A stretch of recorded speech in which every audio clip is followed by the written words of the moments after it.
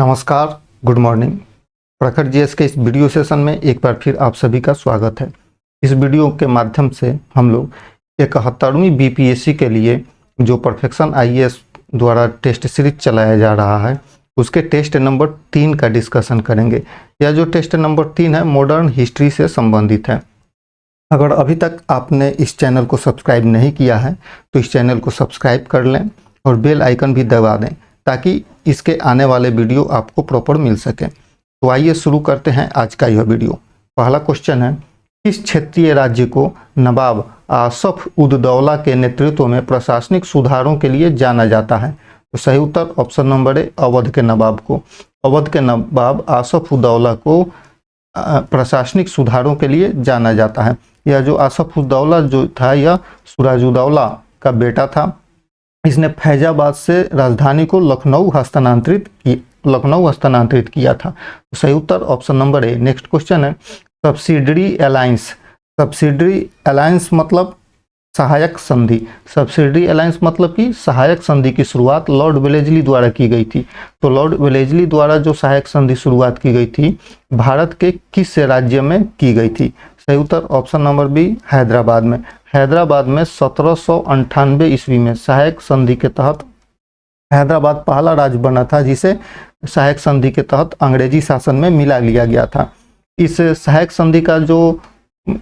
संधि में होता यह था कि देसी रियासतों को अपने क्षेत्र में अंग्रेजी सेना को रखना पड़ता था और उसका जो अंग्रेजी सेना का जो खर्च होता था वो देसी रियासत वहन करते थे और उस क्षेत्र में एक ब्रिटिश रेजिडेंट रखना अनिवार्य था। जो अंग्रेजी सेना अर्थात इंग्लैंड वो जो कंपनी थी ईस्ट इंडिया कंपनी उसका वो नेतृत्व करता था वहाँ पे उस देसी रियासतों में। तो सब्सिडी अलायंस शुरू की गई थी। सब्सिडी अलायंस मतलब कि सहायक संधि शुरू की गई थी या लॉर्ड वेलेस्ली के द्वारा शुरू की गई थी और लॉर्ड वेलेस्ली के द्वारा हैदराबाद को सबसे पहले सहायक संधि के अंतर्गत मिलाया गया था 1798 ईस्वी में।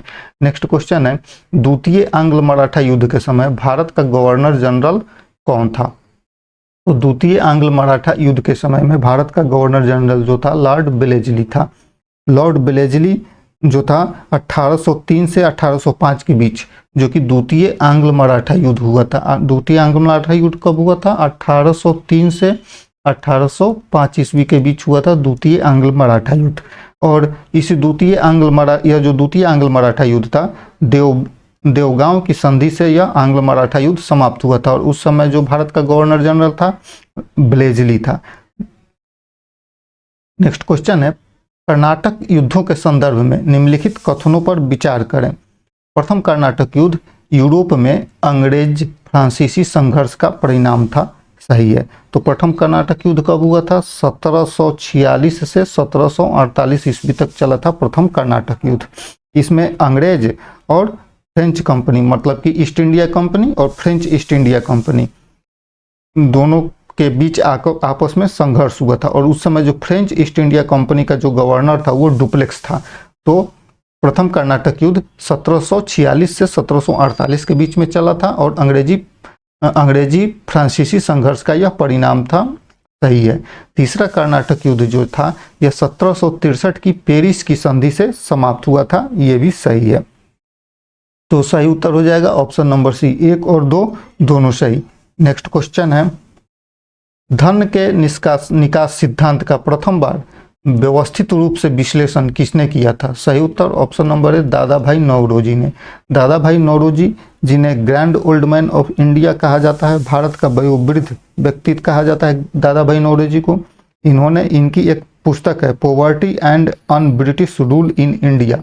Poverty and un British rule in India, इसी में दादा भाई नौरोजी ने धन के निष्कासन सिद्धांत का प्रतिपादन किया था। इस धन के निष्कासन सिद्धांत के तहत दादा भाई नौरोजी ने बताया था कि कैसे भारत से जो धन है वो किस किस माध्यमों से और किस प्रकार ब्रिटेन जाता है। तो धन का निष्कासन सिद्धांत दिया था दादा भाई नौरोजी ने। नेक्स्ट क्वेश्चन है, निम्नलिखित में से कौन सा जनजातीय विद्रोह जो था 1857 से पहले छोटा नागपुर के क्षेत्र में हुआ था? तो 1857 के पहले तो कोल विद्रोह, ऑप्शन नंबर बी सही। कोल विद्रोह जो था 1857 से पहले हुआ था, 1831-32 में हुआ था कोल विद्रोह। छोटा नागपुर पठार के क्षेत्र में यह हुआ था। यह ब्रिटिश हस्तक्षेप, जंगलों में जो जनजाति लोग थे इन जंगलों में रहते थे, तो उन जंगलों में बाहरियों के हस्तक्षेप और शोषणकारी महाजनों के खिलाफ यह जो कोल विद्रोह हुआ था 1831-32 में हुआ था। नेक्स्ट क्वेश्चन है, निम्नलिखित में से कौन 19वीं सदी के भारत में समाज धार्मिक सुधार आंदोलन से संबंधित नहीं था? तो नाना साहब सामाजिक धार्मिक सुधार आंदोलन से संबंधित नहीं थे, बल्कि नाना साहब जो थे ये 1857 की क्रांति में विद्रोही नेता के रूप में प्रख्यात थे नाना साहब। नेक्स्ट क्वेश्चन है, इलाहाबाद की संधि 1765 के तहत, अर्थात इलाहाबाद की संधि जो हुई थी कब हुई थी? 1765 में। इलाहाबाद की संधि हुई थी 1765 में। तो इलाहाबाद की संधि के तहत ईस्ट इंडिया कंपनी को निम्नलिखित में से कौन सा अधिकार प्राप्त हुआ था? तो इसे बंगाल, बिहार तथा उड़ीसा की दीवानी प्राप्त हुई। इलाहाबाद की संधि से बंगाल, बिहार तथा उड़ीसा की दीवानी प्राप्त हुई थी ईस्ट इंडिया कंपनी को। यह जो 1765 में हुआ था इलाहाबाद की संधि, 1764 में हुआ था बक्सर का युद्ध। तो और यह जो बक्सर का युद्ध है, इलाहाबाद की संधि के तहत बक्सर का युद्ध समाप्त हुआ था और इस इलाहाबाद संधि के अनुसार बंगाल, बिहार तथा उड़ीसा की दीवानी ईस्ट इंडिया कंपनी को प्राप्त हुई थी। नेक्स्ट क्वेश्चन है, निम्नलिखित सुधारकों को उनके योगदान से मिलाइए। तो यहाँ सुधारक का नाम दिया हुआ है और उनके योगदान से इसे मिलाना है। तो राजा राम मोहन राय जो थे यह सती प्रथा के उन्मूलन से संबंधित है। सती प्रथा का उन्मूलन हुआ था 1829 ईस्वी में और यह सती प्रथा का जो उन्मूलन किया था उस समय बेंटिक ने सती प्रथा का उन्मूलन किया था और इसमें राजा राम मोहन राय का प्रयास था। ईश्वरचंद्र विद्यासागर ये विधवा पुनर्विवाह आंदोलन से संबंधित है।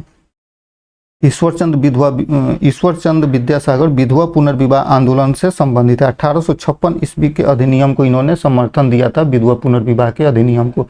सर सैयद अहमद खान अलीगढ़ आंदोलन से संबंधित हैं, जबकि दयानंद सरस्वती आर्य समाज के संस्थापक थे। 1875 ईस्वी में दयानंद सरस्वती ने आर्य समाज का स्थापना किया था। तो सही उत्तर option number B. Next question है, बक्सर का युद्ध जो 1764 के संदर्भ में निम्नलिखित कथनों पर विचार करें। जो बक्सर का युद्ध हुआ था, यह बक्सर का युद्ध कब हुआ था? 1764 ईस्वी में। बक्सर का युद्ध हुआ था 1764 ईस्वी में। यह जो बक्सर का युद्ध हुआ था यह east India company, British east India company और मीर कासिम, बंगाल का जो नवाब था मीर कासिम, शुजाउद्दौला जो अवध का नवाब था और शाह आलम द्वितीय जो उस समय मुगल सम्राट था। तो मीर कासिम, शुजाउद्दौला और शाह आलम द्वितीय की संयुक्त सेना इस बक्सर के युद्ध में आमने सामने थी ईस्ट इंडिया कंपनी के। इसमें ईस्ट इंडिया कंपनी की जीत होती है।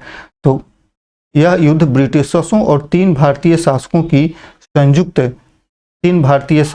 संयुक्त सेना के बीच लड़ा गया था। सही है।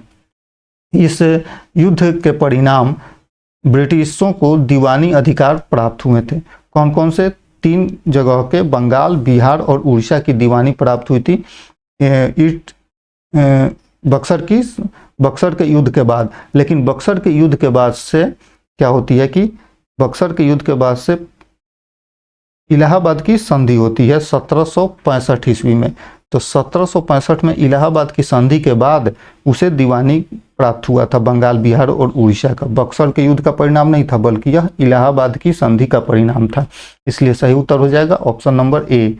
नेक्स्ट क्वेश्चन है, 1857 के विद्रोह के दौरान कानपुर में नेतृत्व किसने किया था? तो 1857 के विद्रोह के दौरान कानपुर में नेतृत्व किया था नाना साहब ने।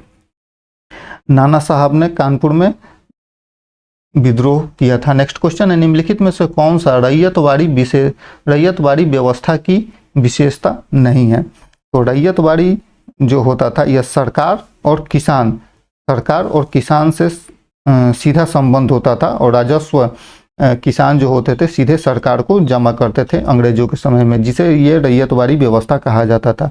यह भारत के लगभग 51% भूमि पर रैयतवाड़ी व्यवस्था उस समय लगाई गई थी। थॉमस मुनरो, एक नाम है थॉमस मुनरो। इसने रैयतवाड़ी व्यवस्था शुरू की थी भारत में। सबसे पहले मद्रास क्षेत्र में इसने रैयतवाड़ी व्यवस्था शुरू की थी। कब शुरू की थी? 1820 ईस्वी में। तो रैयतवाड़ी व्यवस्था की विशेषता क्या नहीं थी? तो भूमि से किसानों का सीधा समझौता होता था, सही है। किसानों को भूमि पर स्वामित्व अधिकार प्राप्त था रैयतवाड़ी विशेषता के अंतर्गत, सही है। बिचौलियों द्वारा राजस्व वसूली, इसमें बिचौलियों के द्वारा राजस्व वसूली नहीं होता था। यह मद्रास और बंबई प्रेसिडेंसी के क्षेत्र में लागू की गई थी, सही है। इसलिए इसमें से गलत कौन है? बिचौलियों द्वारा राजस्व वसूली। सही उत्तर option number C. Next question है, प्लासी का युद्ध 1757, अर्थात प्लासी का युद्ध कब हुआ था? 1757 ईस्वी में। तो 1757 ईस्वी के प्लासी युद्ध के संदर्भ में निम्नलिखित कथनों पर विचार करें। यह युद्ध सिराजुद्दौला और रॉबर्ट क्लाइव के बीच में लड़ा गया था, सही है। मीर जाफर के विश्वासघात ने ब्रिटिश जीत में महत्वपूर्ण भूमिका निभाई। रॉबर्ट क्लाइव जो कंपनी का उस समय नेतृत्व कर रहा था, ईस्ट इंडिया कंपनी का, तो रॉबर्ट क्लाइव और सिराजुद्दौला के बीच लड़ा गया था प्लासी का युद्ध। प्लासी के युद्ध में सिराजुद्दौला के तरफ से मीर जाफर लड़ रहा था, लेकिन लड़ाई के समय मीर जाफर ने सिराजुद्दौला से विश्वासघात किया, जिसके कारण कंपनी की जीत हो जाती है। तो अब दो भी सही है। युद्ध के बाद मीर जाफर को बंगाल का नवाब बनाया गया। मीर जाफर ने जो सिराजुद्दौला से विश्वासघात किया था, इसी विश्वासघात का उसे पुरस्कार मिला कंपनी के द्वारा। कंपनी के जीत में यह सहायक बना और पुरस्कार स्वरूप इसे बंगाल का नवाब बनाया गया। तो सही है, सही उत्तर हो जाएगा ऑप्शन नंबर सी। 1, 2 और 3 तीनों सही। नेक्स्ट क्वेश्चन है, आत्मीय सभा की स्थापना किसने की थी? आत्मीय सभा की स्थापना की थी राजा राम मोहन राय ने। राजा राम मोहन राय ने 1815 ईस्वी में। 1815 ईस्वी में राजा राम मोहन राय ने कलकत्ता में आत्मीय सभा की स्थापना की थी, और यह आत्मीय सभा जो है 1823 ईस्वी में इसे समाप्त कर दिया गया था। नेक्स्ट क्वेश्चन है, निम्नलिखित में से कौन से युग सही सुमेलित हैं? एक तरफ विद्रोह का नाम दिया हुआ है और दूसरी तरफ उस विद्रोह से संबंधित नेता का नाम दिया हुआ है। तो संथाल विद्रोह का नेतृत्व किया था सिद्धू और कानू, दो भाइयों ने। संथाल विद्रोह हुआ था 1855-56 ईस्वी में छोटा नागपुर क्षेत्र में, जो कि वर्तमान में झारखंड राज्य में स्थित है। तो संथाल विद्रोह के नेता थे सिद्धू और कानू। खूंट विद्रोह तीरथ सिंह, गलत है। खूंट विद्रोह जो कि ये तीरथ सिंह जो हैं ये खासी जनजाति के नेता थे, और यह महाराष्ट्र मेघालय क्षेत्र में यह खासी विद्रोह हुआ था। तो खोड़ विद्रोह के नेता जो थे चक्र बिश्नोई, खोड़ विद्रोह के नेता थे ये चक्र बिश्नोई, और खासी विद्रोह के जो नेता थे तिरोत सिंह थे, इसलिए ये दोनों गलत है। जबकि रामोशी विद्रोह वासुदेव बलवंत फड़के, रामोशी विद्रोह वासुदेव बलवंत फड़के, यह महाराष्ट्र से संबंधित है। महाराष्ट्र में हुआ था रामोशी विद्रोह, जिसे पश्चिमी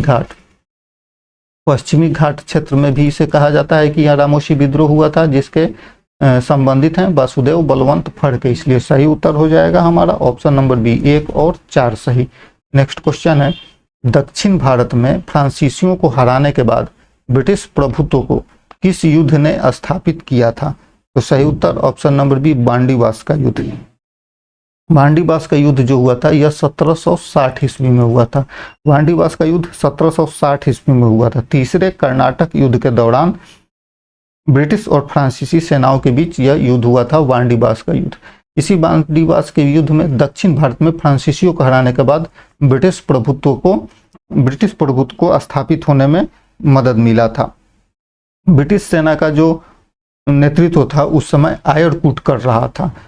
इस बांडीवास के युद्ध में ब्रिटिश सेना का नेतृत्व आयरकूट कर रहा था, और फ्रांसीसी सेना का नेतृत्व जो था काउंट डी लाली कर रहा था। तो आयरकूट की ब्रिटिश नेतृत्व ने काउंट डी लाली की फ्रांसीसी नेतृत्व को हराया था वांडीवास के युद्ध में, और वांडीवास का युद्ध हुआ था 1760 ईस्वी में। नेक्स्ट क्वेश्चन है, लैप्स का सिद्धांत या इसे कहा जाता है हड़प नीति।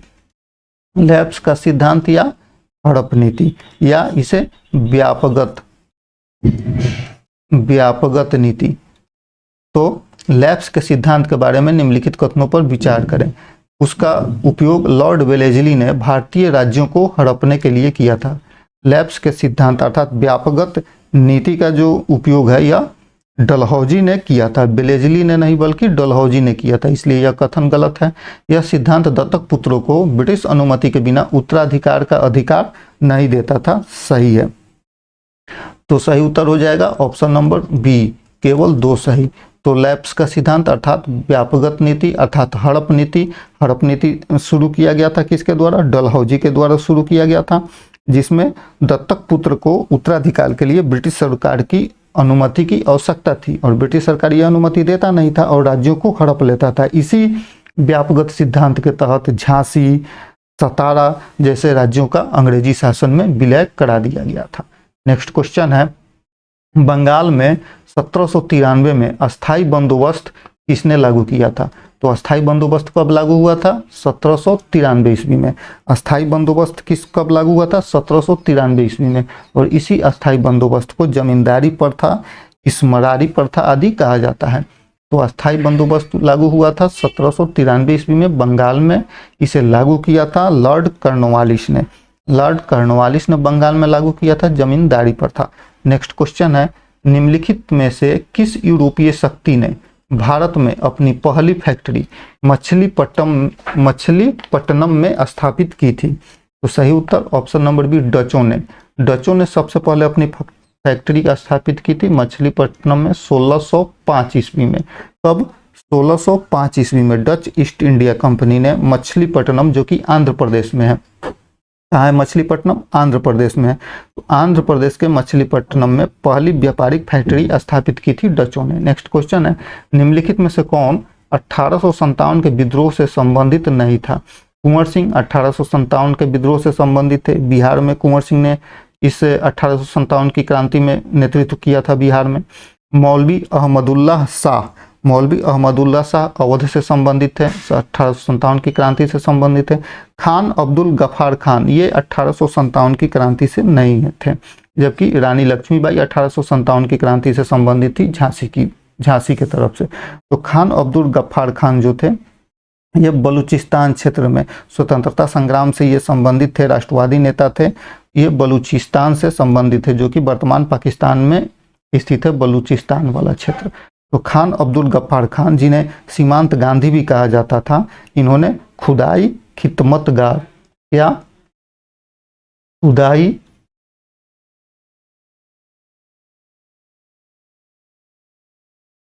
खुदाई खिदमतगार एक नामक संस्था की स्थापना की थी, जिसे लाल कुर्ती भी कहा जाता है।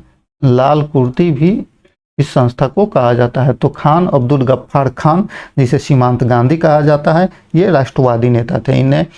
ये 1857 की क्रांति से संबंधित नहीं थे। नेक्स्ट क्वेश्चन है, धन के निष्कासन सिद्धांत की अवधारणा मुख्य रूप से किससे संबंधित है? तो धन का जो निष्कासन सिद्धांत है उसकी अवधारणा जो है, यह भारत से ब्रिटेन को संसाधनों का एक तरफा हस्तांतरण बिना प्रतिफल के, इससे संबंधित है। धन का जो निष्कासन सिद्धांत था दादा भाई नौरोजी ने दिया था। दादा भाई नौरोजी की एक पुस्तक है poverty and un British rule in India, उसी में दादा भाई नौरोजी ने सबसे पहले धन का निष्कासन सिद्धांत दिया था। नेक्स्ट क्वेश्चन है, निम्नलिखित में से कौन सा युग्म सही सुमेलित है? तो एक तरफ विद्रोह का नाम दिया हुआ है और दूसरी तरफ उससे संबंधित उसके नेताओं का नाम दिया हुआ है। तो कौन सा युग्म सही सुमेलित है? सन्यासी विद्रोह, वासुदेव बलवंत फड़के, गलत, क्योंकि वासुदेव बलवंत फड़के महाराष्ट्र से संबंधित है और रामोशी विद्रोह से संबंधित है। रामोशी विद्रोह सिद्धू और कानू, गलत। सिद्धू और कानू जो थे, सिद्धू और कानू संथाल विद्रोह से संबंधित थे। बहावी आंदोलन सैयद अहमद बरेलवी, सही है। बहावी आंदोलन सैयद अहमद बरेलवी सही है, इसलिए सही उत्तर हो जाएगा ऑप्शन नंबर सी। जबकि नील विद्रोह जो था, मंगल पांडे नील विद्रोह से संबंधित नहीं थे। मंगल पांडे 1857 की क्रांति से संबंधित थे। और नील विद्रोह जो था, नील विद्रोह के नेता थे दिगंबर बिश्वास और विष्णु विश्वास। यह जो नील विद्रोह था यह बंगाल क्षेत्र में 1869 ईस्वी में ये नील विद्रोह हुआ था। नेक्स्ट क्वेश्चन है, ब्रिटिश भूमि राजस्व नीतियों के संदर्भ में निम्नलिखित कथनों पर विचार करें। अस्थाई बंदोबस्त ने जमींदारों को सुरक्षा दी लेकिन किसानों पर बोझ बना डाला। सही है। रैयतवाड़ी व्यवस्था मुख्यतः बॉम्बे और मद्रास के क्षेत्रों में लागू की गई थी। सही है। और महलवाड़ी व्यवस्था गांव आधारित सामूहिक मूल्यांकन पर आधारित व्यवस्था थी। सही है, इसलिए सही उत्तर ऑप्शन नंबर डी। जब अस्थाई बंदोबस्त की बात हो रही है तो अस्थाई बंदोबस्त था, यह कुल भारतीय भूमि के लगभग 19% क्षेत्रों पर यह लागू था। और अस्थाई बंदोबस्त 1793 ईस्वी में कर्नवालिस के द्वारा शुरू किया गया था। अब बात करते हैं रैयतवाड़ी व्यवस्था को। रैयतवाड़ी व्यवस्था 51% भूमि पर लागू हुआ था। यह पूरे भारतवर्ष के 51% भूमि पर रैयतवाड़ी व्यवस्था लागू था। नेक्स्ट क्वेश्चन है, वेदों की ओर लौटो का नारा किसने दिया था? वेदों की ओर लौटो ये आर्य समाज का नारा था और यह संबंधित था दयानंद सरस्वती से। दयानंद सरस्वती ने 1875 ईस्वी में आर्य समाज की स्थापना की थी। 1875 ईस्वी में दयानंद सरस्वती ने आर्य समाज की स्थापना की थी और इन्हीं का नारा था वेदों की ओर लौटो। नेक्स्ट क्वेश्चन है, निम्नलिखित में से कौन 1857 के विद्रोह का परिणाम नहीं था? तो 1857 के ईस्ट इंडिया कंपनी का शासन समाप्त हो गया। सही है। 1857 के विद्रोह के बाद भारत में ईस्ट इंडिया कंपनी का शासन समाप्त हो गया और यह जो शासन था ये सीधे इंग्लैंड क्राउन के हाथों में चला गया। 1858 की रानी की घोषणा होती है और लैप्स के सिद्धांत का उन्मूलन किया जाता है, जबकि इंडियन नेशनल कांग्रेस की स्थापना 1857 की क्रांति का परिणाम नहीं था। नेशनल कांग्रेस की स्थापना जो हुई थी 1885 ईस्वी में हुई थी, जो बहुत ही दूर है 1857 से। सही उत्तर option number D. Next question है, भारत में सबसे पहले आने वाली और सबसे अंत में जाने वाली यूरोपीय शक्ति कौन थी? तो भारत में सबसे पहले आने वाली यूरोपीय शक्ति थे पुर्तगाली, जो कि वास्को डी गामा भारत के कालीकट बंदरगाह पर पहुंचा था। कब? 1498 ईस्वी में। जब कालीकट बंदरगाह पर पहुंचा था वास्को डी गामा व्यापार करने के लिए, मसालों का व्यापार करने के लिए, उस समय जमोरिन जो था वहाँ का जो क्षेत्रीय नेतृत्व था जमोरिन, उसने इसका स्वागत किया था वास्को डी गामा का। तो सबसे पहले भारत में आने वाले पुर्तगाली थे वास्को डी गामा के रूप में, और सबसे अंत में पुर्तगाली सबसे पहले आए भारत में और सबसे अंत में भारत से गए 1961 ईस्वी में। 1961 ईस्वी में गोवा पर पुर्तगाल का अधिकार था, उस समय गोवा को आज़ाद करके ये लोग गए थे। तो 1961 ईस्वी में पुर्तगाली गए थे सबसे बाद में, और सबसे पहले आए थे 1498 ईस्वी में। नेक्स्ट क्वेश्चन है, लैप्स का सिद्धांत अर्थात वही बात, लैप्स का सिद्धांत अर्थात हड़प नीति, व्यापकगत नीति, जो डलहौजी के द्वारा शुरू किया गया था, निम्नलिखित में से किस राज्य को ब्रिटिशर्सों ने अपने में मिला लिया था? इस व्यापकगत सिद्धांत के अनुसार सतारा को अपने में मिलाया था। व्यापकगत सिद्धांत के अनुसार, हड़प नीति के अनुसार 1848 ईस्वी में 1848 ईस्वी में व्यापकगत सिद्धांत के अनुसार डलहौजी ने सतारा को अपने में, मतलब कि ब्रिटिश क्षेत्र में इसे, ईस्ट इंडिया कंपनी के क्षेत्र में इसे मिला लिया था। नेक्स्ट क्वेश्चन है, कलकत्ता में 1817 में हिंदू कॉलेज की स्थापना किसने की थी? कलकत्ता हिंदू कॉलेज की स्थापना कब हुई थी? 1817 ईस्वी में। कहाँ हुई थी? कलकत्ता में हुई थी। तो कलकत्ता में हिंदू कॉलेज की स्थापना डेविड हेयर और राजा राम मोहन राय के सहयोग से कलकत्ता में हिंदू कॉलेज की स्थापना हुई थी। यह जो हिंदू कॉलेज है, यही हिंदू कॉलेज बाद में प्रेसिडेंसी कॉलेज बन गया। यह जो प्रेसिडेंसी कॉलेज, जो कि उस समय हिंदू कॉलेज के रूप में था, स्थापित हुआ था। एशिया का पहला पश्चिमी शिक्षा का केंद्र बना था यह कलकत्ता का हिंदू कॉलेज, जिसकी स्थापना हुई थी 1817 में और डेविड हेयर और राजा राम मोहन राय के द्वारा। ऑप्शन नंबर ए सही। नेक्स्ट क्वेश्चन है, 1857 के विद्रोह का तत्कालीन कारण क्या था? 1857 के विद्रोह का तत्कालीन कारण था ऑप्शन नंबर सी, चिकनाई लगी कारतूसों वाली एनफील्ड राइफल का परिचय। उस समय ईस्ट इंडिया कंपनी के जो सैनिक थे, एनफील्ड राइफल का प्रयोग उस समय शुरू किया गया था, और एनफील्ड राइफल को चलाने के लिए उसके कारतूस को दांत से खींचना पड़ता था, और यह उस समय अफवाह फैली कि गाय और सूअर की चर्बी लगी हुई थी उस एनफील्ड राइफल में, जिसे दांतों से खींचना होता था। तो हिंदू और मुसलमान दोनों सैनिक जो थे, उनके धार्मिक भावना के यह विरुद्ध था, और उसी के विरोध में 1857 की क्रांति की चिंगारी उस समय भड़क उठी। तो 10 मई 1857 ईस्वी को एक मंगल पांडे नामक व्यक्ति ने सबसे पहले चिंगारी शुरू की? मेरठ में मंगल पांडे नामक सैनिक ने इस क्रांति का आगाज किया। तो सही उत्तर option number C. Next question है, आंग्ल मराठा युद्धों के संबंध में निम्नलिखित कथनों पर विचार करें। प्रथम आंग्ल मराठा युद्ध की समाप्ति सालबाई की संधि से हुई थी, सही है। सालबाई की संधि जो कि 1782 ईस्वी में हुई थी। यह उस समय मराठा जो थे, मराठा नेतृत्व कर रहे थे महादजी सिंधिया। तृतीय आंग्ल मराठा युद्ध में मराठा महासंघ का अंतिम पराजय हुआ था, सही है। इसलिए सही उत्तर हो जाएगा option number C. Next question है, रामकृष्ण मिशन की स्थापना किसके द्वारा की गई थी? तो रामकृष्ण मिशन की स्थापना रामकृष्ण परमहंस के जो शिष्य थे स्वामी विवेकानंद, रामकृष्ण परमहंस के शिष्य थे स्वामी विवेकानंद। तो स्वामी विवेकानंद के द्वारा 1897 ईस्वी में रामकृष्ण मिशन की स्थापना हुई थी। नेक्स्ट क्वेश्चन है, 1802 ईस्वी की बसाइन की संधि पर हस्ताक्षर करने में ब्रिटिशर्सों का मुख्य उद्देश्य क्या था? तो बसाइन की संधि कब हुई थी? 1802 ईस्वी में। 1802 ईस्वी में बसाइन की संधि पर हस्ताक्षर करने का ब्रिटिशर्सों का मुख्य उद्देश्य था मराठों को ब्रिटिश नियंत्रण में ले लेना। नेक्स्ट क्वेश्चन है, 1859-60 के दौरान जो नील विद्रोह हुआ था, 1859-60 के दौरान नील विद्रोह हुआ था, कहाँ हुआ था? बंगाल के क्षेत्र में। इसके जो नेता थे दिगंबर बिश्वास और विष्णु बिश्वास। तो 1860 के नील विद्रोह के बारे में निम्नलिखित में से कौन सा कथन सही है? सही कथन का चयन करना है। तो यह यूरोपीय नील किसानों के विरुद्ध एक किसान आंदोलन था, सही उत्तर ऑप्शन नंबर सी। 1869-70 में 1859-60 में ये हुआ था नील विद्रोह, जिसके नेता थे दिगंबर बिश्वास और विष्णु बिश्वास। नेक्स्ट क्वेश्चन है, निम्नलिखित में से कौन यंग बंगाल आंदोलन से संबंधित थे? तो यंग बंगाल आंदोलन से संबंधित है Henry Vivian Derozio. Henry Vivian Derozio या यंग बंगाल आंदोलन से संबंधित है, सही उत्तर ऑप्शन नंबर बी।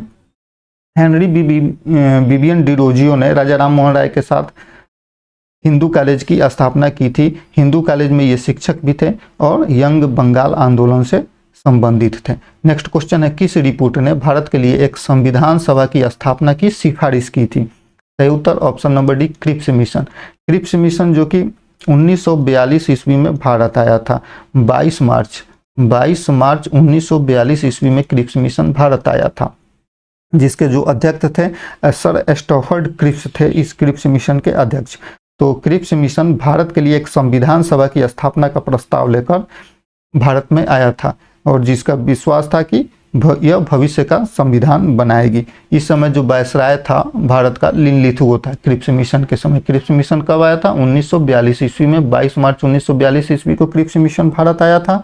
उस समय भारत का वायसराय लिनलिथगो था। नेक्स्ट क्वेश्चन है, मास्टरली इनइक्वलिटी। मास्टरली इनइक्वलिटी मतलब कुशल अक्रमण्यता की नीति, ब्रिटिश नीति मुख्य रूप से किस क्षेत्र पर लागू थी? तो यह कुशल अक्रमण्यता की नीति जो थी यह अफगानिस्तान के क्षेत्र पर लागू की गई थी। उस समय जो वायसराय था भारत का लॉरेंस था। लॉरेंस के समय में मास्टरली इनइक्वलिटी अर्थात कुशल अक्रमण्यता की नीति अफगानिस्तान को लेकर भारत के द्वारा अपनाई गई थी। कुशल अक्रमण्यता की नीति अर्थात न हस्तक्षेप नहीं करने की नीति, यह ब्रिटिश शासन का हिस्सा था। नेक्स्ट क्वेश्चन है, किस समाज सुधारक ने मिरात उल अखबार नामक समाचार पत्र प्रकाशित किया था? तो सही उत्तर ऑप्शन नंबर बी, राजा राम मोहन राय ने। राजा राम मोहन राय ने फारसी में एक साप्ताहिक पत्रिका का प्रकाशन किया था जिसे मिरातुल अखबार कहा जाता था।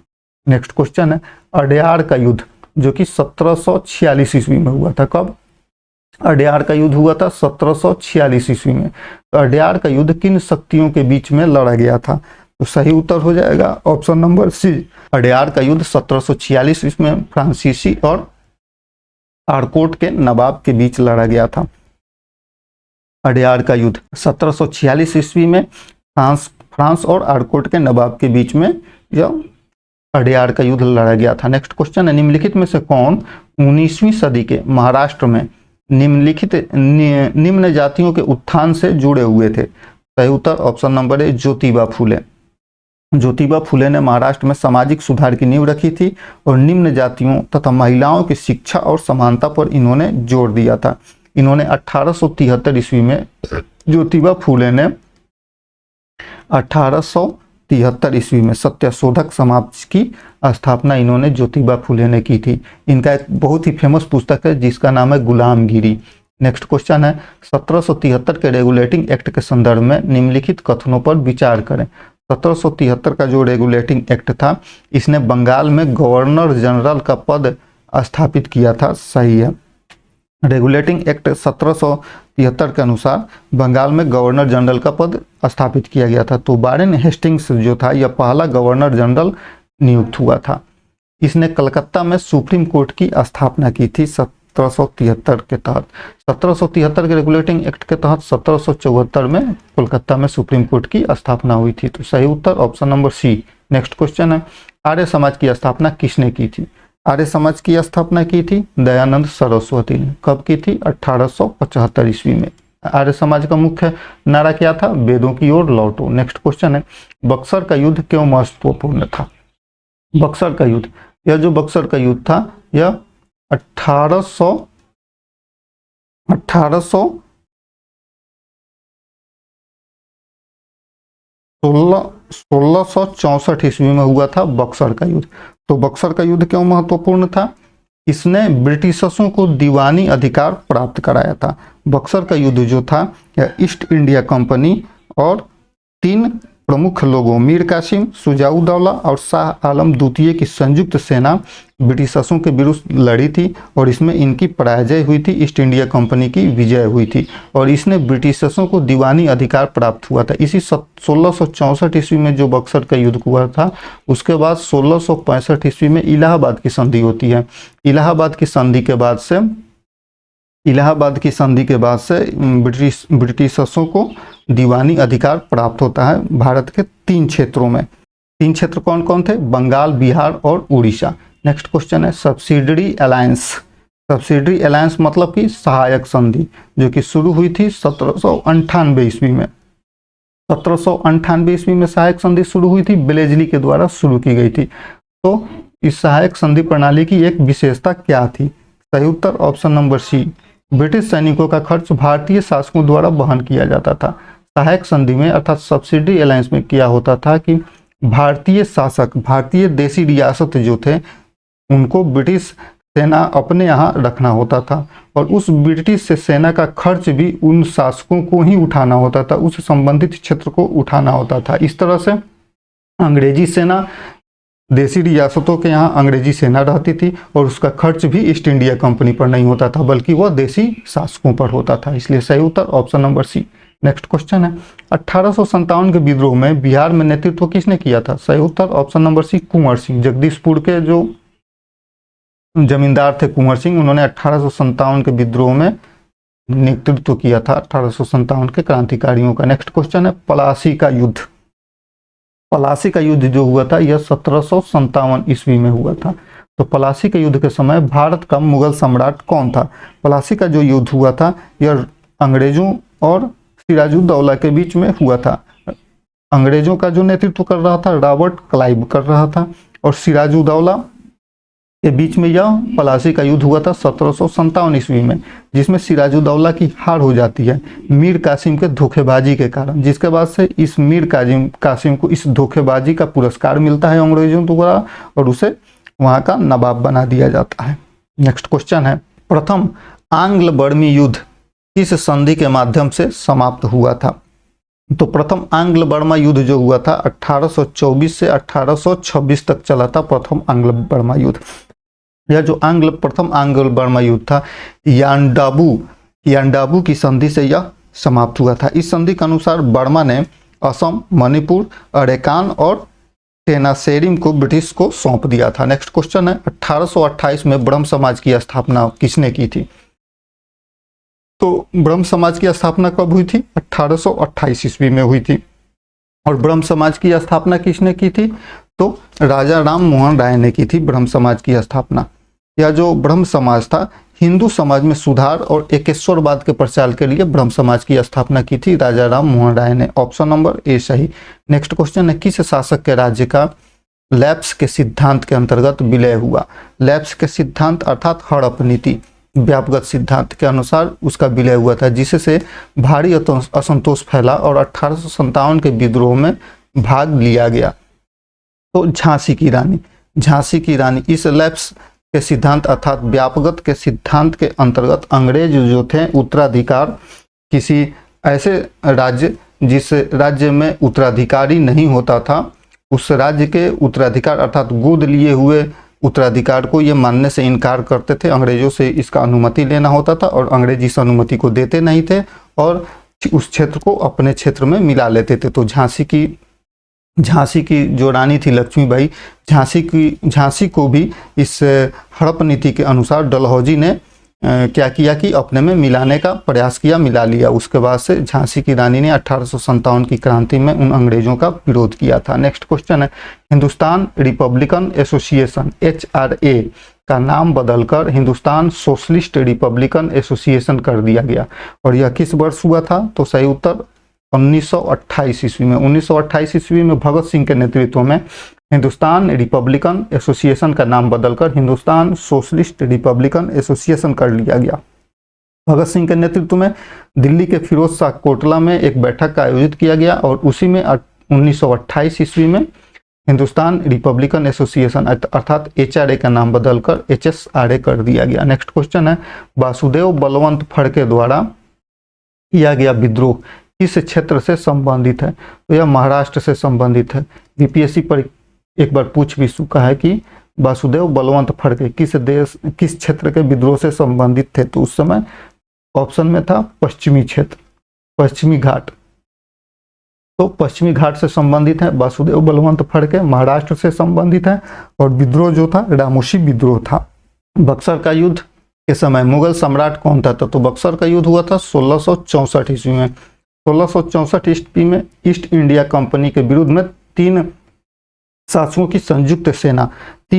संयुक्त सेना शाह आलम द्वितीय, मीर कासिम और शुजा-उद-दौला, इन तीनों की संयुक्त सेना ने ईस्ट इंडिया कंपनी का सामना किया था, जिसमें इनकी हार हुई थी और ईस्ट इंडिया कंपनी की जीत हुई थी। इस 1664 के बाद से जो बक्सर का युद्ध हुआ था, इसके बाद 1665 ईस्वी में इलाहाबाद की संधि होती है और इलाहाबाद की संधि में बंगाल, बिहार और उड़ीसा की दीवानी ईस्ट इंडिया कंपनी को प्राप्त होती है। नेक्स्ट क्वेश्चन है, 1878 में स्थानीय भाषा प्रेस अधिनियम अर्थात वर्नाकुलर प्रेस एक्ट किसने लागू किया था? तो वर्नाकुलर प्रेस एक्ट लागू हुआ था 1878 ईस्वी में। वर्नाकुलर प्रेस एक्ट लागू हुआ था 1878 ईस्वी में और यह किसने लागू किया था? तो वर्नाकुलर प्रेस एक्ट लिट्टन ने लागू किया था और रिपन ने इसे समाप्त किया था। ऑप्शन नंबर ए सही। किसने लागू किया था? तो लिट्टन ने लागू किया था और रिपन ने इसे समाप्त किया था। इस वर्नाकुलर प्रेस एक्ट अर्थात स्थानीय भाषा प्रेस अधिनियम में अंग्रेजी भाषा को छोड़कर स्थानीय भाषाओं के पेपरों पर, समाचार पत्रिकाओं पर अंग्रेजी सेंसरशिप लागू हुआ था। इसी के समय में आनंद बाजार एक पत्रिका, अमृत बाजार एक पत्रिका जो थी, यह रातों रात इसका प्रकाशन जो बंगाली में होता था, इसका प्रकाशन रातों रात इंग्लिश में होने लगा था। नेक्स्ट क्वेश्चन है, 1857 के विद्रोह में लखनऊ का नेतृत्व किसने किया था? तो सही उत्तर ऑप्शन नंबर ए बेगम हजरत महल ने। बेगम हजरत महल ने 1857 में लखनऊ का नेतृत्व किया था। नेक्स्ट क्वेश्चन है, 1813 का चार्टर अधिनियम क्यों महत्वपूर्ण था? तो 1813 का जो चार्टर अधिनियम था ईस्ट इंडिया कंपनी के भारत में व्यापार पर एकाधिकार से संबंधित था। इसने 1813 के चार्टर अधिनियम में ईस्ट इंडिया कंपनी का भारत में व्यापार के एकाधिकार को समाप्त कर दिया। लेकिन चाय के व्यापार का एकाधिकार और चीन के साथ जो व्यापार का एकाधिकार था, यह ईस्ट इंडिया कंपनी को बना रहा, अर्थात चाय का व्यापार और चीन के साथ व्यापार, इसके अधिकार को समाप्त कर दिया। इसके अधिकार को छोड़कर ईस्ट इंडिया कंपनी के व्यापार के एकाधिकार को समाप्त कर दिया गया था 1813 के चार्टर अधिनियम के अंतर्गत। नेक्स्ट क्वेश्चन है, निम्नलिखित में से किस नेता ने 1875 में अलीगढ़ मुस्लिम विश्वविद्यालय के पूर्ववर्ती संस्थान की स्थापना की थी? तो सही उत्तर option number A sir Syed Ahmad Khan ने। सर सैयद अहमद खान ने 1875 ईस्वी में मोहम्मदन एंग्लो ओरिएंटल कॉलेज की स्थापना की थी? मोहम्मदन एंग्लो ओरिएंटल कॉलेज की स्थापना की थी, जो बाद में अलीगढ़ मुस्लिम विश्वविद्यालय बना।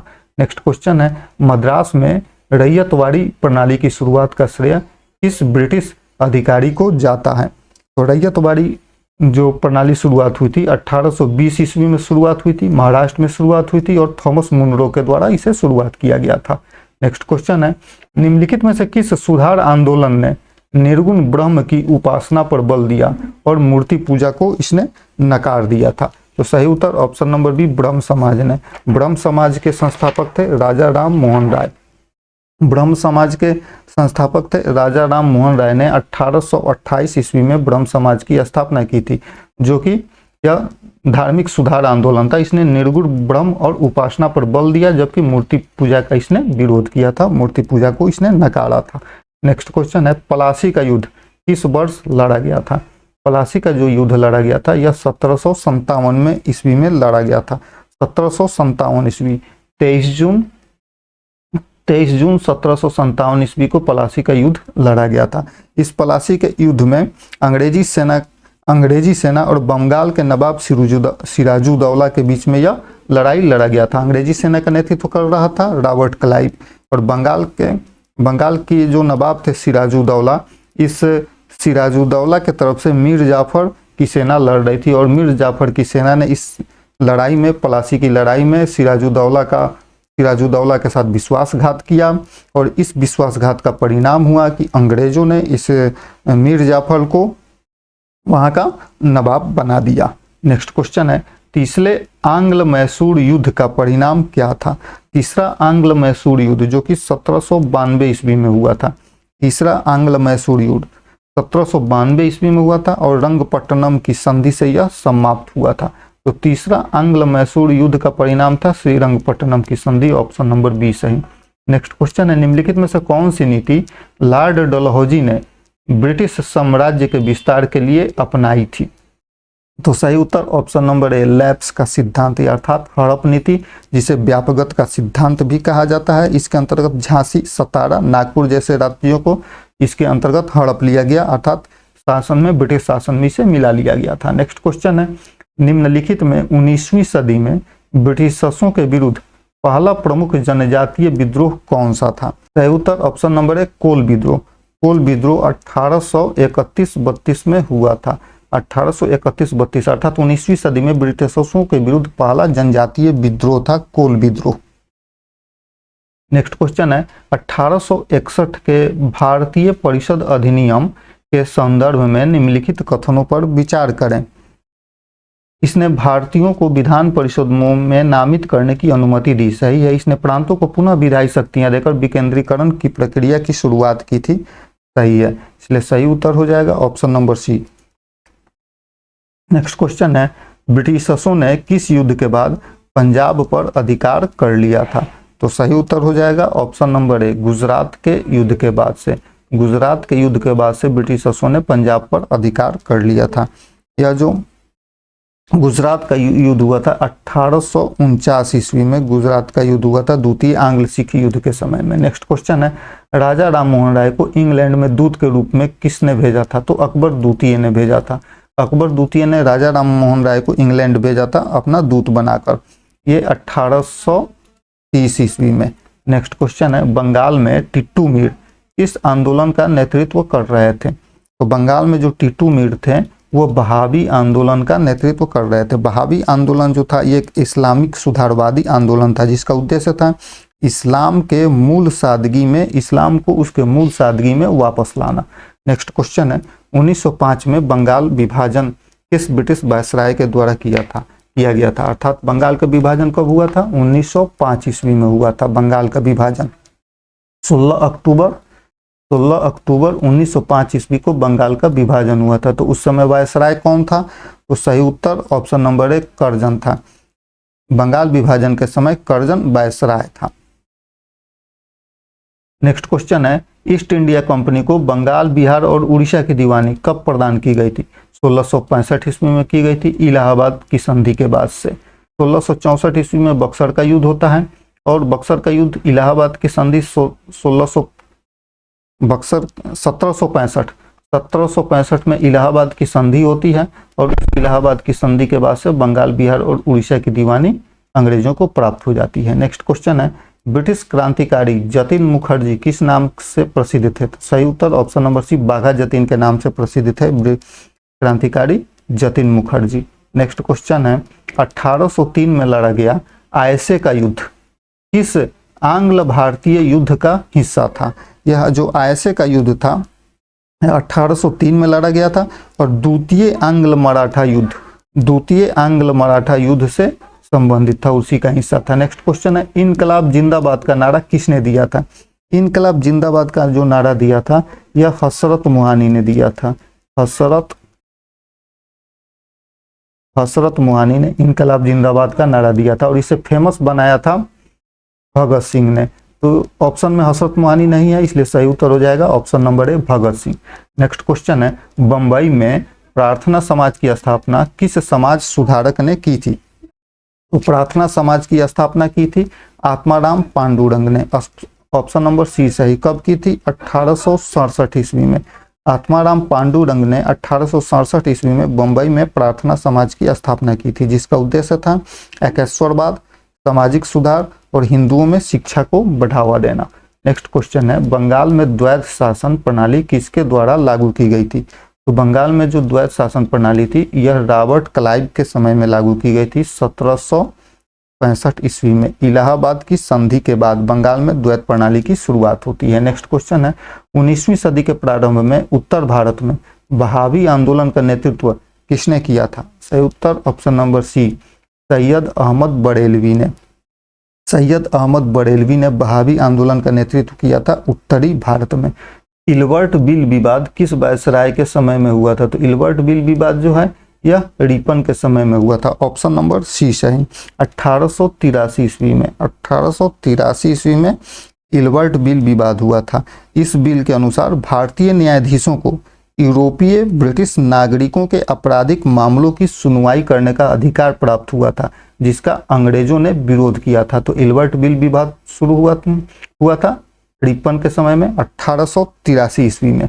नेक्स्ट क्वेश्चन है, 1857 के विद्रोह के समय भारत का गवर्नर जनरल कौन था? सही उत्तर ऑप्शन नंबर एक, कैनिंग था। कैनिंग 1857 के समय भारत का गवर्नर जनरल था। नेक्स्ट क्वेश्चन है, 1856 में किस प्रादेशिक राज्य को कथित कुशासन के आधार पर ब्रिटिशों के द्वारा हड़प लिया गया था? तो सही उत्तर हो जाएगा ऑप्शन नंबर ए, अवध को। अवध को 1856 में हड़प लिया गया था हड़प नीति के तहत, जिसे व्यापगत सिद्धांत कहा जाता है। यह डलहौजी के द्वारा लाया गया था व्यापगत सिद्धांत। डलहौजी के द्वारा 1848 में इसे प्रस्तुत किया गया था, 1848 में शुरू किया गया था और इसके अंतर्गत सबसे पहले सतारा को इसके अंतर्गत 1848 में हड़पा गया था, लेकिन अवध को हड़पा गया था कब? 1856 ईस्वी में। ये सही उत्तर ऑप्शन नंबर है। नेक्स्ट क्वेश्चन है, निम्नलिखित में से कौन भारत का पहला संगठित किसान विद्रोह माना जाता है? तो सही उत्तर रंगपुर धिंग को भारत का पहला संगठित किसान आंदोलन माना जाता है। यह 1783 ईस्वी में बंगाल में हुआ था।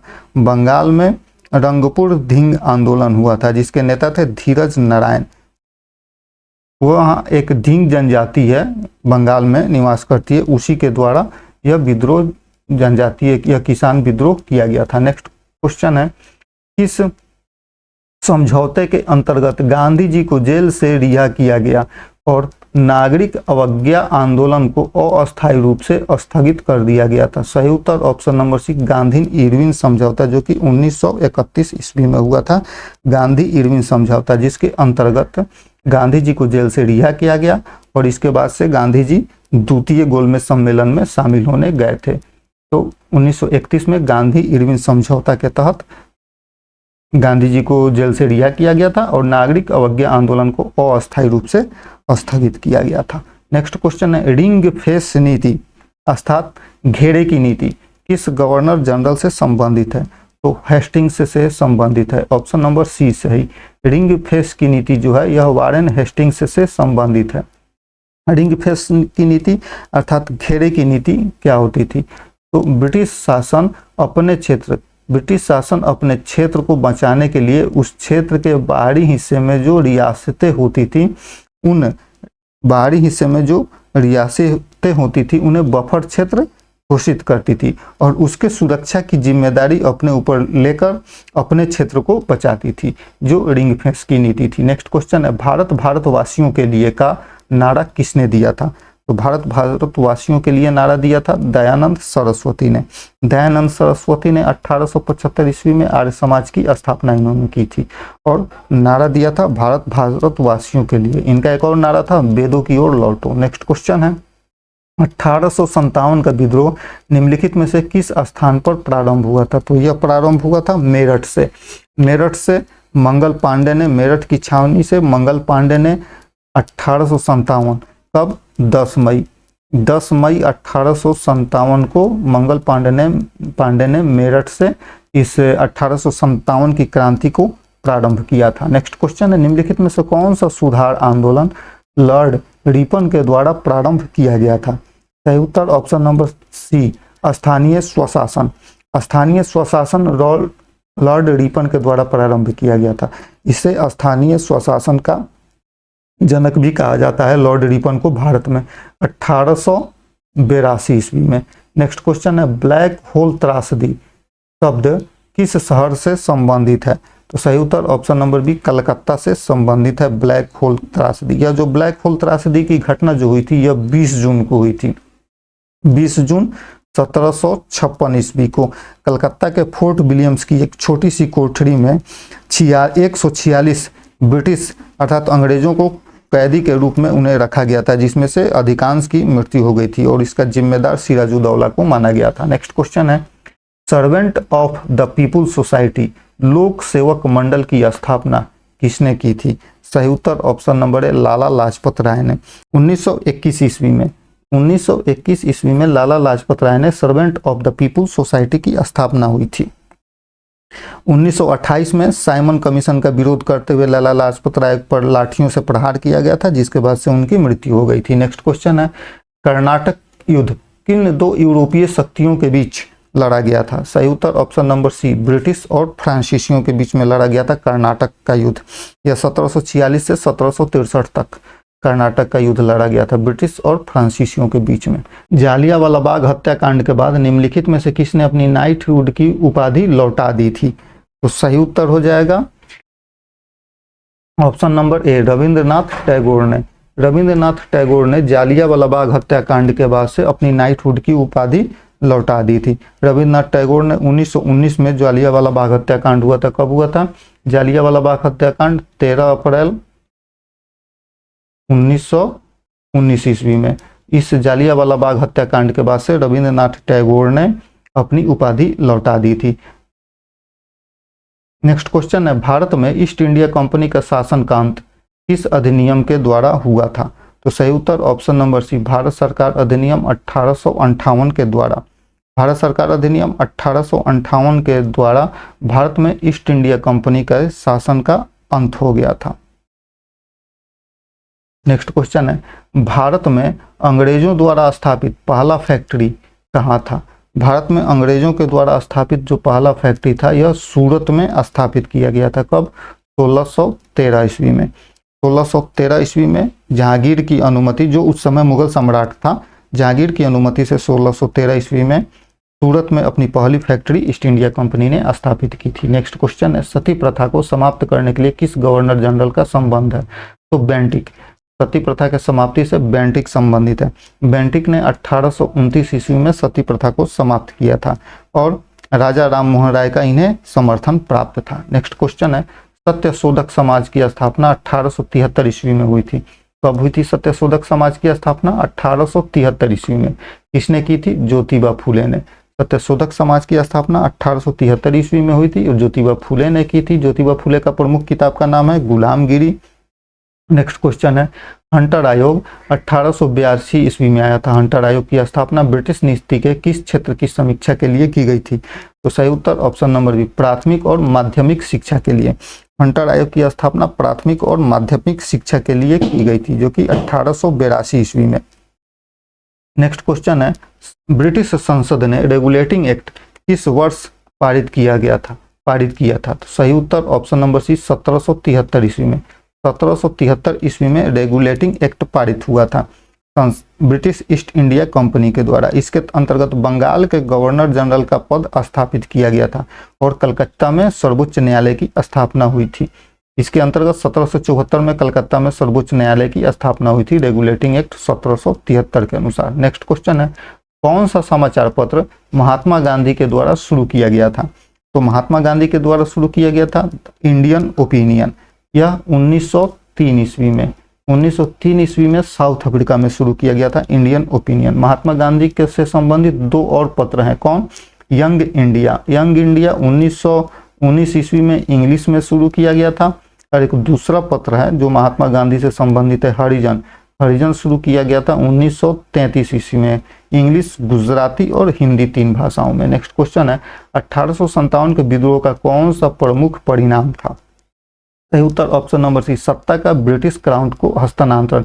1857 की क्रांति के बाद से ईस्ट इंडिया कंपनी से सत्ता हस्तांतरण हो गया और ईस्ट इंडिया कंपनी से सत्ता को लेकर सीधे ब्रिटिश क्राउन के हाथ में सत्ता को हस्तांतरित कर दिया गया था। नेक्स्ट क्वेश्चन है, फॉरवर्ड ब्लॉक शब्द का संबंध किस नेता से है? सही उत्तर ऑप्शन नंबर ए, सुभाष चंद्र बोस से है।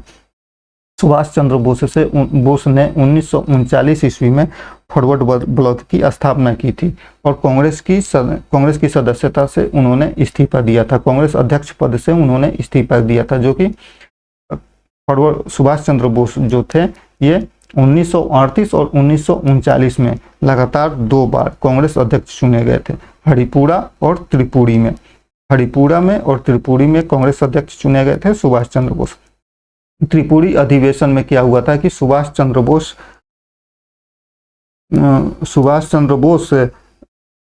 कांग्रेस अध्यक्ष बनना चाहते थे, जबकि गांधी जी और कांग्रेस के जो आधिकारिक उम्मीदवार थे पट्टाभी सीतारमैया, सुभाष चंद्र बोस ने पट्टाभी सीतारमैया को चुनाव में हरा दिया था कांग्रेस अध्यक्ष पद के लिए, किंतु गांधी जी पट्टाभी सीतारमैया के पक्ष में थे। तो इस बात का ध्यान रखते हुए सुभाष चंद्र बोस ने कांग्रेस अध्यक्ष पद से इस्तीफा दे दिया था और बाद में फॉरवर्ड ब्लॉक की उन्होंने स्थापना की थी। नेक्स्ट क्वेश्चन है, निम्नलिखित में से किसने 1891 में age of the consent bill का विरोध किया था?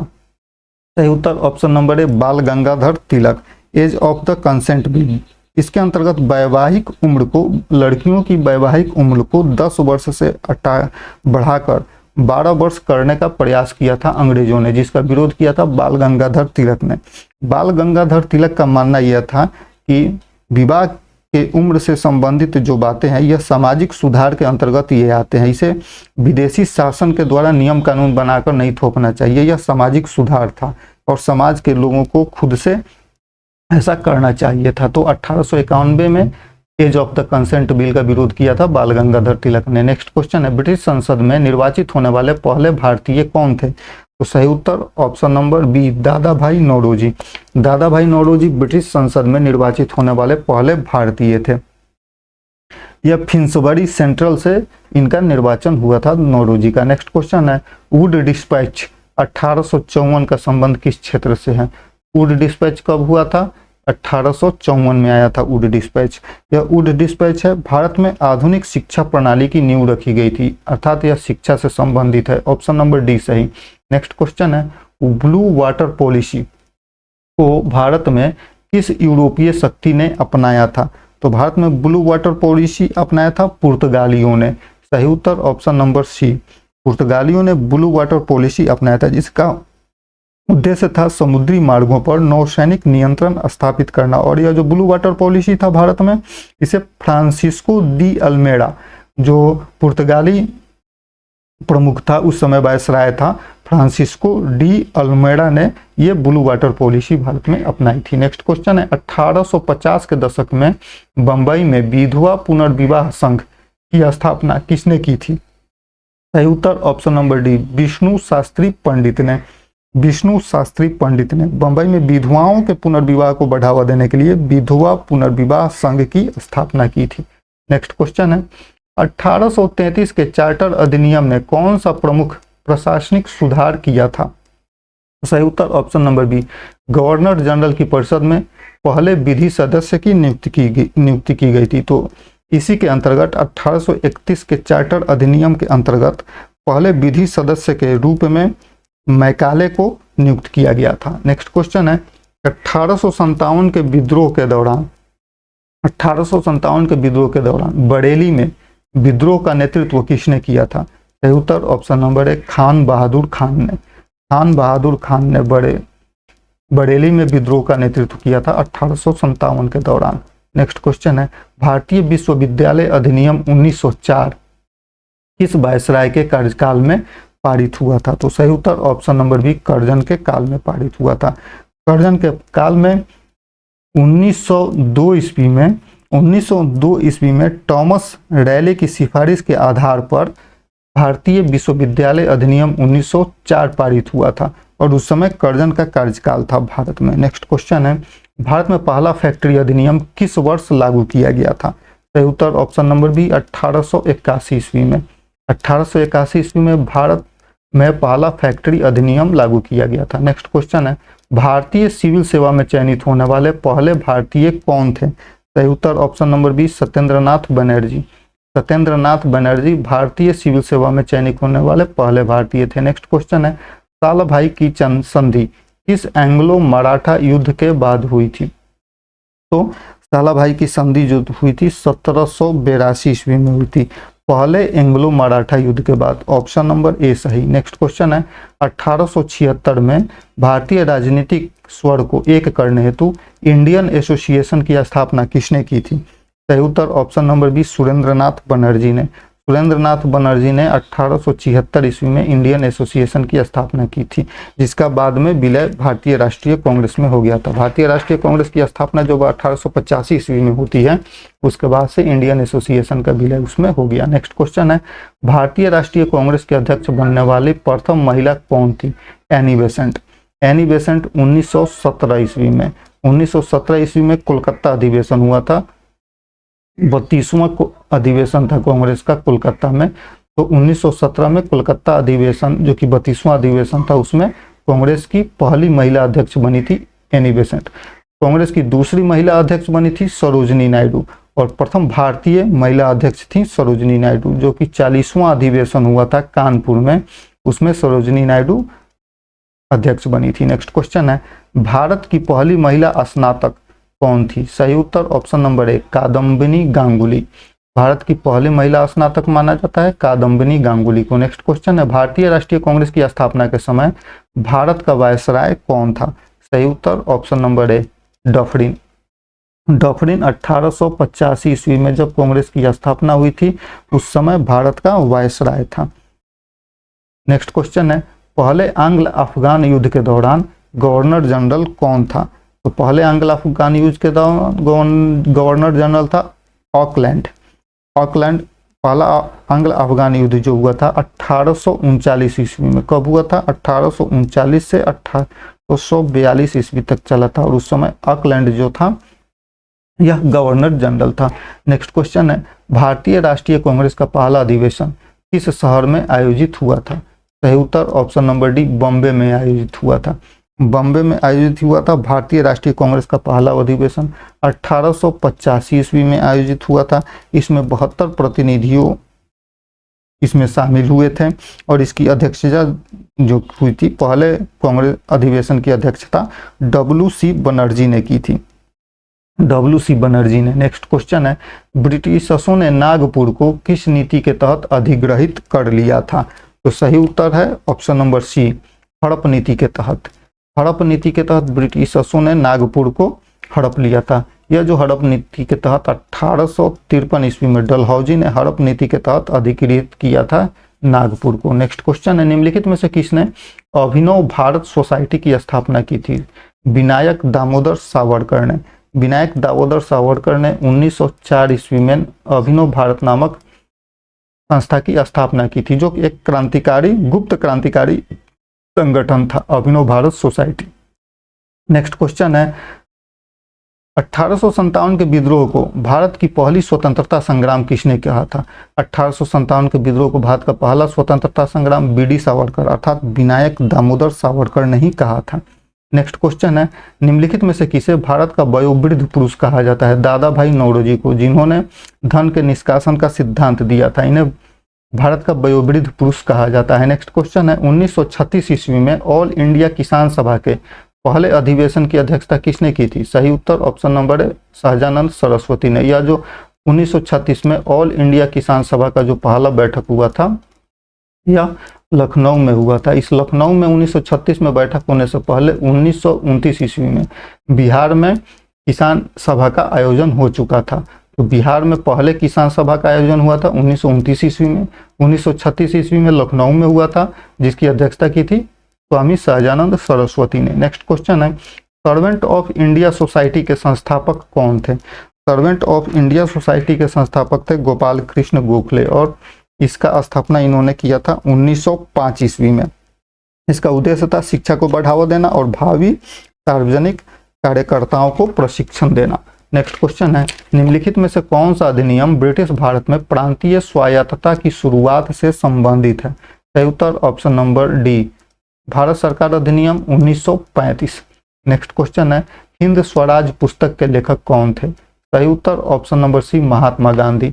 महात्मा गांधी हिंद स्वराज पुस्तक के लेखक थे, ऑप्शन नंबर सी सही।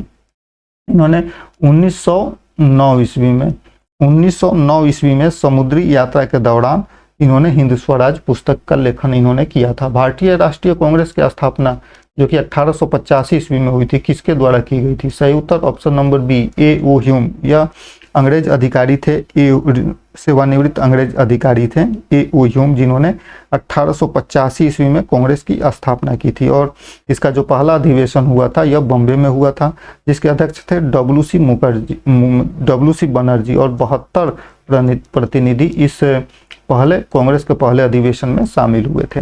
नेक्स्ट क्वेश्चन है, जालियांवाला बाग हत्याकांड के बाद किस नेता ने वायसराय की कार्यकारी परिषद से इस्तीफा दे दिया था? सही उत्तर option number C Shankar Nair ने। शंकर नायर ने 1919 ईस्वी में जो जालियांवाला बाग हत्याकांड हुआ था उसके विरोध में कार्यकारी परिषद से इस्तीफा दे दिया था और टैगोर ने अपनी नाइटहुड की उपाधि लौटा दी थी। नेक्स्ट क्वेश्चन है, भारत में पहली रेलवे लाइन का उद्घाटन किस गवर्नर जनरल के कार्यकाल में हुआ था? तो सही उत्तर ऑप्शन नंबर ए डलहौजी के समय में। डलहौजी के समय में 1853 ईस्वी में पहली रेल लाइन लगाई गई थी भारत में बॉम्बे से ठाणे के बीच में, और उस समय गवर्नर जनरल कौन था? डलहौजी था। नेक्स्ट क्वेश्चन है, महात्मा गांधी को कैसर ए हिंद की उपाधि किस लिए दी गई थी? तो दक्षिण अफ्रीका में जब महात्मा गांधी प्रवास कर रहे थे तो दक्षिण अफ्रीका में प्लेग के समय में उनके जन सेवा के लिए उन्हें कैसर ए हिंद की उपाधि से नवाजा गया था। नेक्स्ट क्वेश्चन है, किस अधिनियम ने पहली बार प्रांतीय बजट को केंद्रीय बजट से अलग कर दिया था? तो सही उत्तर ऑप्शन नंबर बी भारत सरकार अधिनियम 1919 ने पहली बार द्वैत शासन की अवधारणा प्रस्तुत की गई थी और केंद्रीय बजट और प्रांतीय बजट को अलग किया गया था। नेक्स्ट क्वेश्चन है, 1929 ईस्वी में भारतीय राष्ट्रीय कांग्रेस के ऐतिहासिक लाहौर अधिवेशन की अध्यक्षता किसने की थी? सही उत्तर option number B Jawaharlal Nehru ने। जवाहरलाल नेहरू ने 1929 ईस्वी में जो कि लाहौर अधिवेशन हुआ था उस लाहौर अधिवेशन की अध्यक्षता की थी, जिसमें पूर्ण स्वराज का प्रस्ताव पारित हुआ था और रावी के तट पर पहला स्वतंत्रता दिवस मनाया गया था 26 जनवरी 1930 ईस्वी को, जो बाद में यही 26 जनवरी भारत का गणतंत्र दिवस घोषित किया गया। नेक्स्ट क्वेश्चन है, किस ब्रिटिश वायसराय ने 1905 में बंगाल का विभाजन किया था? सही उत्तर ऑप्शन नंबर सी कर्जन के समय में। कर्जन के समय में बंगाल का विभाजन हुआ था 1905 ईस्वी में। नेक्स्ट क्वेश्चन है, साइमन कमीशन का भारत में बहिष्कार मुख्यतः क्यों किया गया था? तो सही उत्तर ऑप्शन नंबर सी, इसमें कोई भी भारतीय सदस्य नहीं था। साइमन आयोग आया था, उसमें कोई भी भारतीय सदस्य नहीं थे, इसलिए भारतीयों ने उस साइमन कमीशन का विरोध किया था। नेक्स्ट क्वेश्चन है, किस घटना ने सविनय अवज्ञा आंदोलन की शुरुआत की थी? तो सविनय अवज्ञा आंदोलन की शुरुआत दांडी मार्च से हुई थी। महात्मा गांधी के नेतृत्व में नमक कानून को तोड़ने के लिए साबरमती से दांडी तक 441 मील की यात्रा की गई थी। उसके बाद से यह जो दांडी मार्च जो शुरू हुआ था महात्मा गांधी के नेतृत्व में, यह 12 मार्च से 6 अप्रैल 1930 ईस्वी तक। तो 6 अप्रैल 1930 को दांडी पहुंचकर गांधी जी के नेतृत्व में नमक कानून को तोड़ा गया था और उसके बाद से सविनय अवज्ञा आंदोलन प्रारंभ हुआ था। नेक्स्ट क्वेश्चन है, भारत छोड़ो आंदोलन 1942 के समय भारतीय राष्ट्रीय कांग्रेस के अध्यक्ष कौन थे? सही उत्तर option number B, Maulana Abul Kalam Azad भारतीय राष्ट्रीय कांग्रेस के अध्यक्ष थे। कब? भारत छोड़ो आंदोलन के समय में। और भारत की आज़ादी के समय में जेबी कृपलानी अध्यक्ष थे। मौलाना अबुल कलाम आजाद के नाम पर भारतीय राष्ट्रीय कांग्रेस के सबसे युवा अध्यक्ष होने का भी रिकॉर्ड है। नेक्स्ट क्वेश्चन है, भारत में अंग्रेजी शिक्षा की शुरुआत से संबंधित गवर्नर जनरल कौन थे? तो सही उत्तर option number C, William Bentinck. William Bentinck Bharat में अंग्रेजी शिक्षा के सुधार से संबंधित है। 1835 ईस्वी में मैकाले मिनट के से प्रभावित होकर इसने विलियम बेंटिक ने फंडिंग की थी। 1 लाख रुपया फंडिंग की व्यवस्था उस समय की गई थी। तो भारत में अंग्रेजी शिक्षा की शुरुआत बेंटिक के समय में की गई थी। नेक्स्ट क्वेश्चन है, राष्ट्रवादी पत्रिका न्यू इंडिया के संपादक कौन थे? सही उत्तर option number B, Annie Besant. Annie Besant new India के संपादक थे। उसमें होम रूल आंदोलन के समर्थन में एनी बेसेंट का यह न्यू इंडिया एक प्रमुख राष्ट्रवादी पत्रिका था। नेक्स्ट क्वेश्चन है, पूना समझौता महात्मा गांधी और किसके बीच हुआ था? पूना समझौता दलितों को आरक्षण से संबंधित है, जो कि महात्मा गांधी और BR अम्बेडकर के बीच में हुआ था 1932 ईस्वी में। नेक्स्ट क्वेश्चन है, करो या मरो का नारा किस आंदोलन से जुड़ा हुआ है? महात्मा गांधी ने दिया था करो या मरो का नारा भारत छोड़ो आंदोलन के समय में दिया था 1942 ईस्वी में। नेक्स्ट क्वेश्चन है, भारत में अशांति का जनक किसे कहा जाता है? भारत में अशांति का जनक कहा जाता है बाल गंगाधर तिलक को। बाल गंगाधर तिलक को भारत में अशांति का जनक कहा जाता है। नेक्स्ट क्वेश्चन है, कांग्रेस ने पूर्ण स्वराज या पूर्ण स्वतंत्रता की आधिकारिक मांग कब की थी? 1929 ईस्वी में लाहौर अधिवेशन में, जिसकी अध्यक्षता जवाहरलाल नेहरू ने की थी।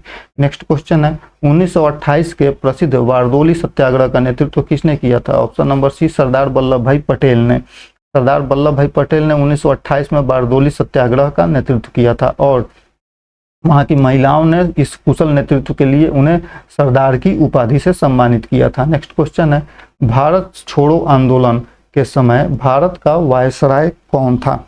भारत छोड़ो आंदोलन के समय में भारत का वायसराय था लिन लिथगो। ऑप्शन नंबर बी सही। नेक्स्ट क्वेश्चन है, हिंदुस्तान सोशलिस्ट रिपब्लिकन एसोसिएशन अर्थात HSRA से कौन क्रांतिकारी जुड़े हुए थे? भगत सिंह।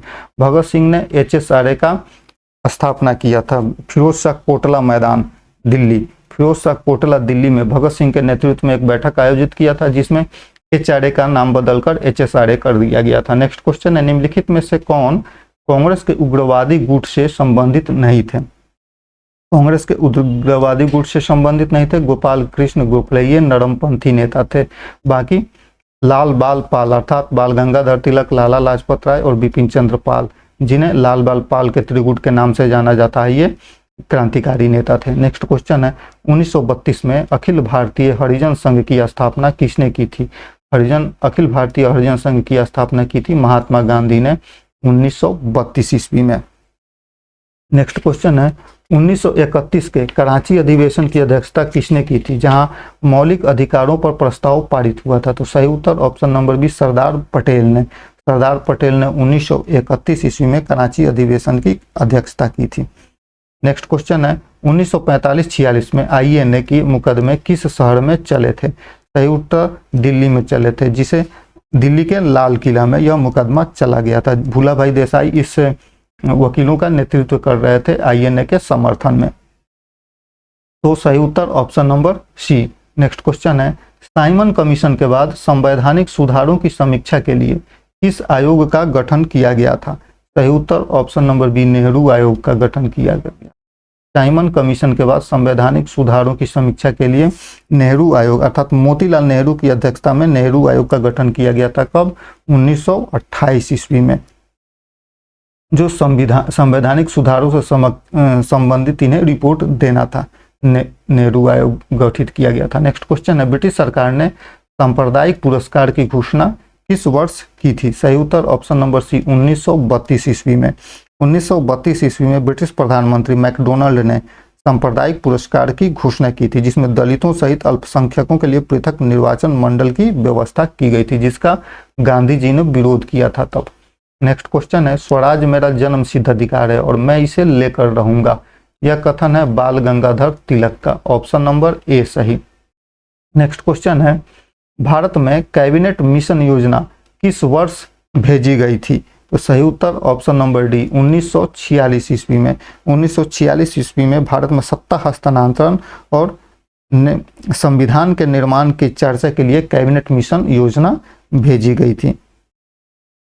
नेक्स्ट क्वेश्चन है, भारत के अंतिम गवर्नर जनरल कौन थे? तो भारत के अंतिम गवर्नर जनरल थे सी राजगोपालाचारी और पहले भारतीय गवर्नर जनरल।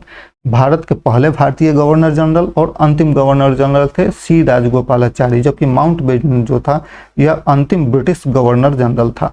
नेक्स्ट क्वेश्चन है, भारतीय राष्ट्रीय सेना की मूल स्थापना किस देश में हुई थी? तो सही उत्तर हो जाएगा ऑप्शन नंबर बी सिंगापुर में। सिंगापुर में भारतीय राष्ट्रीय सेना अर्थात आजाद हिंद फौज की स्थापना की थी सुभाष चंद्र बोस ने मोहन सिंह के नेतृत्व में 1942 ईस्वी में। नेक्स्ट क्वेश्चन है, पहला गोलमेज सम्मेलन किस वर्ष आयोजित किया गया था? तो सही उत्तर ऑप्शन नंबर सी 1930 ईस्वी में। पहला गोलमेज सम्मेलन जो था 1930 ईस्वी में लंदन में आयोजित किया गया था। संवैधानिक सुधारों पर चर्चा हुआ था, इसमें कांग्रेस शामिल नहीं हुआ था। जबकि 1931 ईस्वी में जब दूसरा गोलमेज सम्मेलन हुआ था, जिसमें गांधी जी कांग्रेस के प्रतिनिधि के रूप में शामिल हुए थे, और फिर से तीसरे गोलमेज सम्मेलन में कांग्रेस ने दूरी बना ली थी। धन्यवाद।